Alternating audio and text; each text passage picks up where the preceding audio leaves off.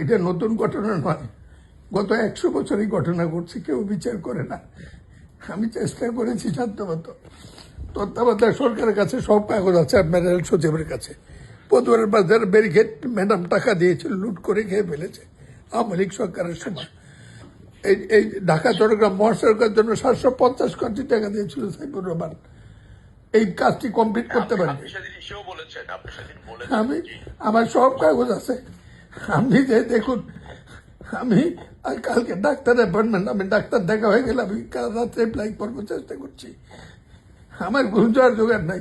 এই লাশ দেখতে দেখতে আমি বৃদ্ধ হয়ে গেছি ভাই রবিউল।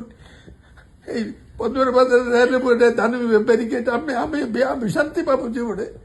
আমি কেউকে নিতে পারি নাই। আপনি একটু দেখে আসেন। মির্জা ফখরুলকে একদিন নোয়াখালী যাওয়ার সময় দেখিয়েছিলাম, আপনি একটু দেখে আসেন, আপনি বুঝবেন এই দুইটাই একই জায়গা।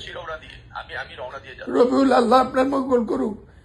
আমার নেতারা ওখানে দেখা করবে, আমি তাদেরকে দেখা করতে বলছি। আল্লাহ আপনার মঙ্গল করুক, আল্লাহ আমরা হত্যা করুক। আমি খুব খুশি হলাম, সারা দিয়েছেন। আমি আপনার কাছে ভিক্ষা চাই, এই দুইটা সমাধান আপনি করবেন। রবিউল, আপনি মির্জার সাথে কথা বলতে পারেন, তাকে 2 বার দেখেছি। কি মানবীয় মৃত্যু প্রত্যেক দিন দেখতে হয়। স্বাধীনতা, আল্লাহ আপনার সাহায্য করুক। আপনি ধৈর্য ধরুন, যাচ্ছে, আমি যাচ্ছি।